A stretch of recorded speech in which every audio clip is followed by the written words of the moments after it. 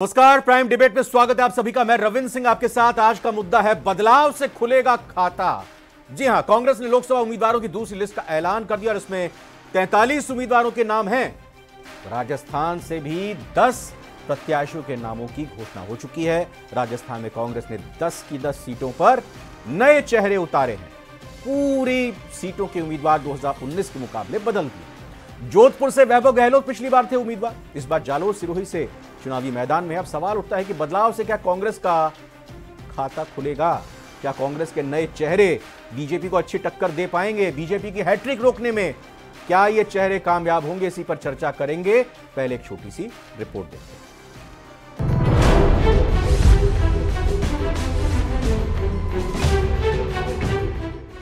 चुनाव की बारी, कांग्रेस की दूसरी लिस्ट जारी। जालोर से वैभव गहलोत, लेकिन बड़े दिग्गज नदारद। बीजेपी की दूसरी लिस्ट आने का इंतजार।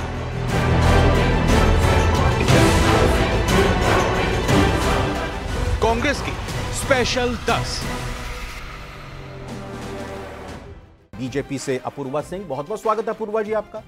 इसके अलावा वरिष्ठ पत्रकार आशुतोष रावत जी हमारे साथ जुड़े हैं। आशुतोष जी आपका स्वागत है। राजीव जैन साहब, राजनीतिक विश्लेषक, आपका ही बहुत बहुत स्वागत। कांग्रेस के मेहमान का इंतजार कर रहे हैं। सवाल पहला उन्हीं से बनता था, तो इसीलिए अब चर्चा की शुरुआत वरिष्ठ पत्रकार आशुतोष रावत जी आज आपसे करते हुए ये जानना चाहेंगे, अब जो 10 सीटों की घोषणा कांग्रेस की हुई है, 15 की बीजेपी की हो चुकी है, 8 सीटें क्लियर हो गई हैं जहां पर बीजेपी और कांग्रेस के प्रत्याशी फाइट में नजर आ रहे हैं। थोड़ा कांग्रेस की जो सूची है, सारे घर के बदल डाले, इस पर एक अपनी प्रतिक्रिया दीजिएगा। और ये जो 8 मुकाबले हैं, कैसे देखते हैं आप?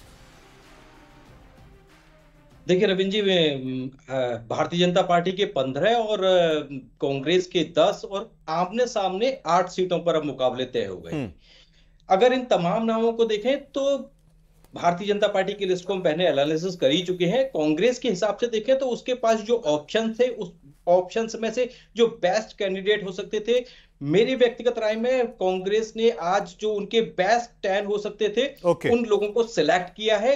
लेकिन मोदी लहर के सामने, राम मंदिर और विकास के सामने, या कहें कि युवा, महिला और गरीब के नारे के सामने यह 10 लोग कहां टिक पाते हैं, कांग्रेस का कैडर कार्यकर्ता इनके साथ कितना लग पाता है, यह देखने वाली बात होगी। हालांकि इन 10 लोगों में से 3 लोग पहले भारतीय जनता पार्टी में भी रह चुके हैं, तो ऐसे में यह भी देखना होगा कि क्या नेता बड़े होते हैं या पार्टी बड़ी होती है, क्योंकि भारतीय जनता पार्टी के उम्मीदवार और भारतीय जनता पार्टी को उम्मीद है कि कमल और मोदी के नाम पर वोट पड़ेगा। तो ऐसे में क्या कांग्रेस, जिसके पास बड़ा केंद्रीय चेहरा है कि नहीं है देश के प्रधानमंत्री के तौर पर, ऐसे में यह इनके जो 10 पैसालार हैं, क्या यह मैदान में बाजी मार पाते हैं या खड़े हुए लड़ते हुए भी दिखाई देते हैं, यह देखने वाली बात होगी। रविंद्र जी, बिल्कुल, मैं राजीव जैन साहब का रुख करूंगा, उनसे जानना चाहूंगा। बीजेपी की तरफ से ज्योति मिर्धा कांग्रेस से आई, टिकट मिल गया। महेंद्र मालवीय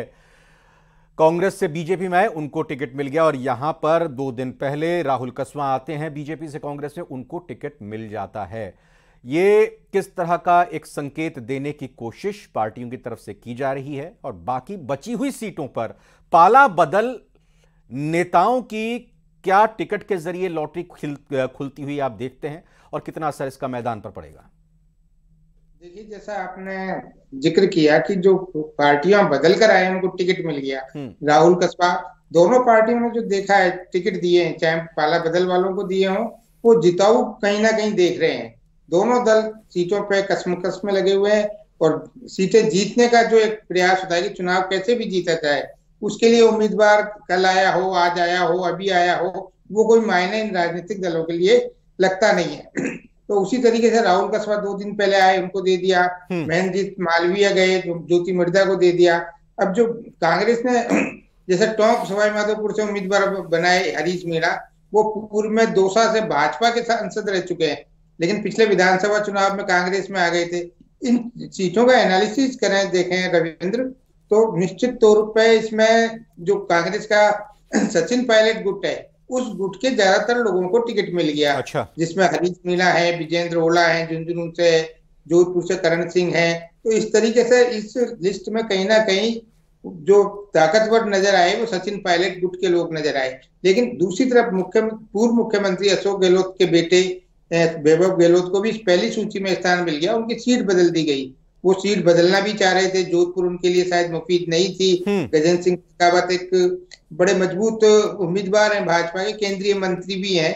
अब उनके सामने करण सिंह को उतारा है, उन्हीं के जाति समुदाय से हैं वो, लेकिन वो कितना प्रभावी हो पाएंगे ये तो एक समय बताएगा, क्योंकि जो समाज है वो परंपरागत रूप से भाजपा का वोटर है। और वो जो अपने कद्दावर नेता गजेंद्र सिंह शेखावत जो भी केंद्र में मंत्री हैं, प्रधानमंत्री और गृह मंत्री के चहेते भी हैं, तो उनके साथ जाना चाहेगा। लेकिन निश्चित तौर पर कांग्रेस के लिए तो एक बड़ी चुनौती है। उसके पास खोने को कुछ नहीं है, कांग्रेस के पास उसको पाने के लिए ही है। वो यदि भाजपा से 2-1 सीटें भी जीत लेती है तो निश्चित तौर पे कहीं ना कहीं भाजपा को झटका माना जाएगा।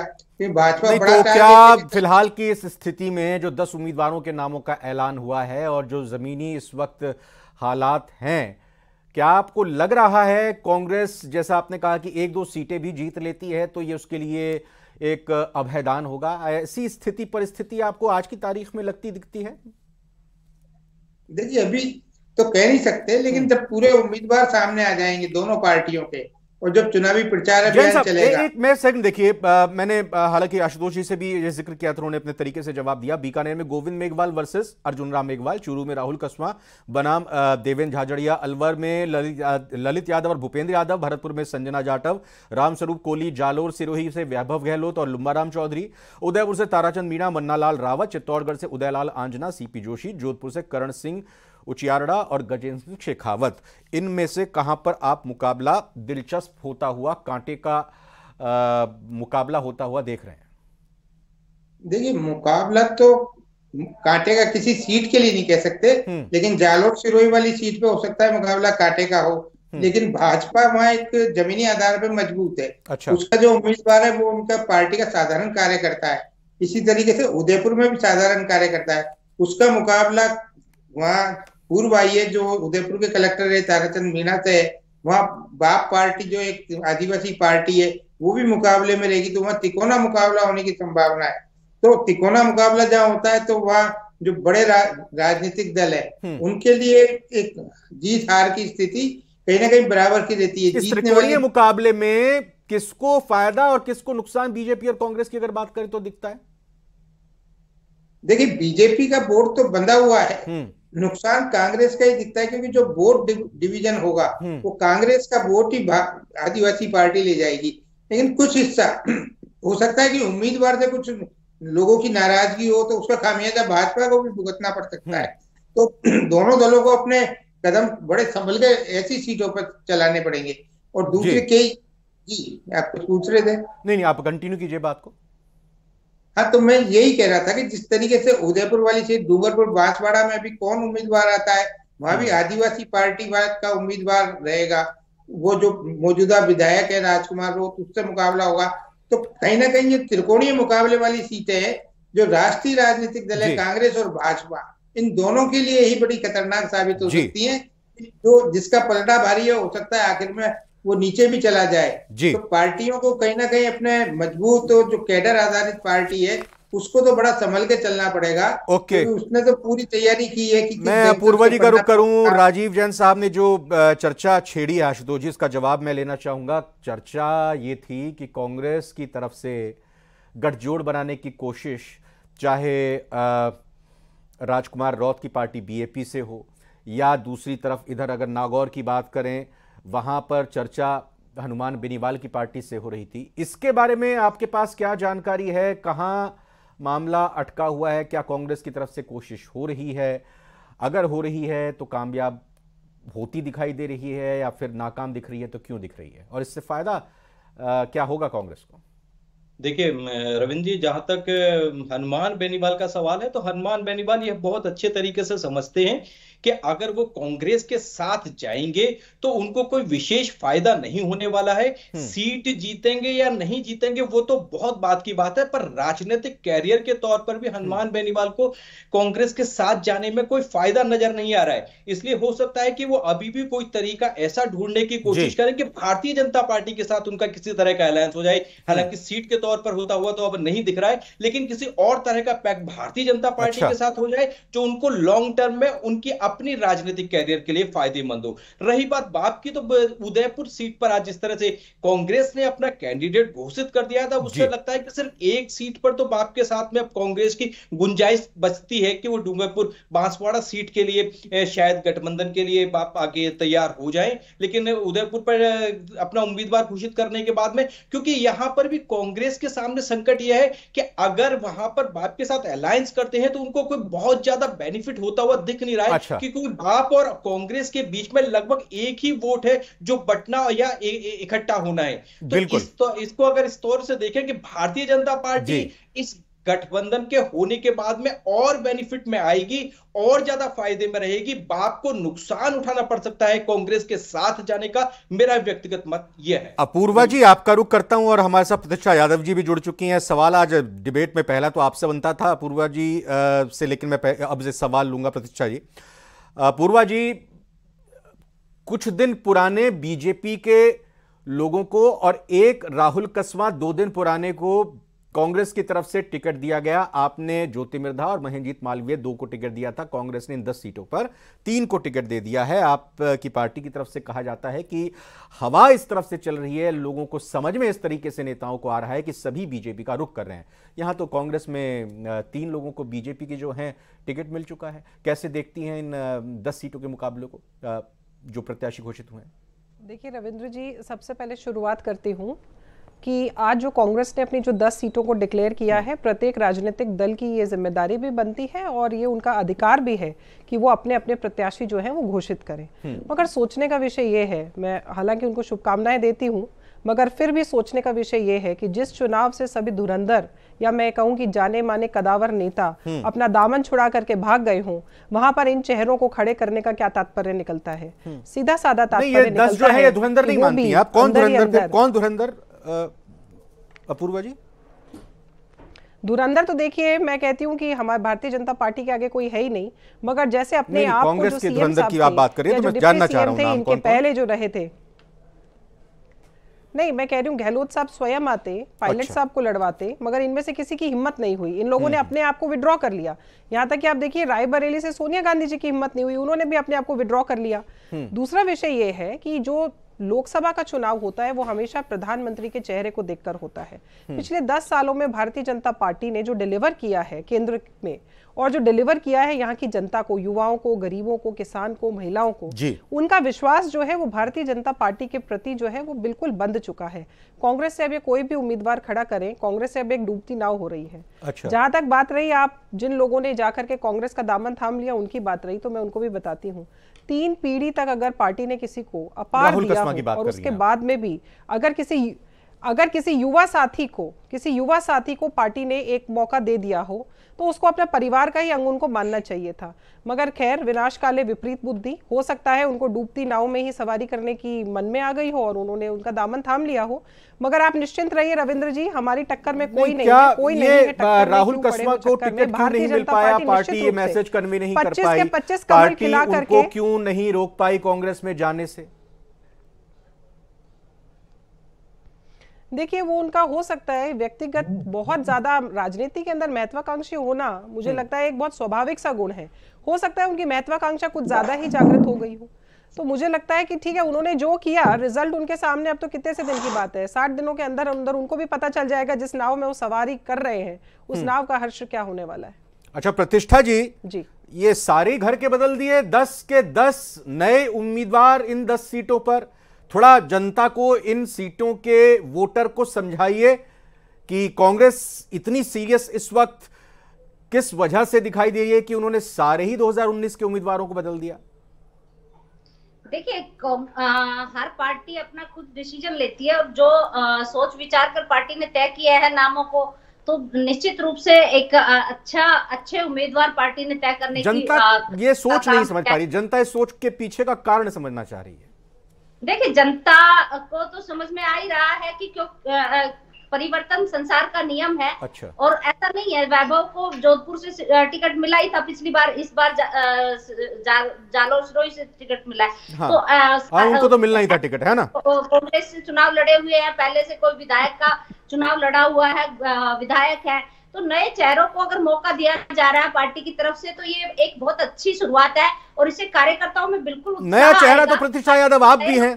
अब उम्मीद करते हैं, शुभकामनाएं हैं कि आगे 15 की लिस्ट में आपका भी नाम हो। और धुरंधर का जिक्र यहां पर अपूर्वा जी ने कहा कि जितने बड़े नेता, दिग्गज नेता, गोविंद सिंह डोटासरा, टीकाराम जूली, सचिन पायलट, अशोक गहलोत, हरीश मीणा, हरीश चौधरी, ये सब क्यों चुनाव से पीछे हटते हुए नजर आ रहे हैं? भंवर जितेंद्र का भी यहां पर नाम लेंगे।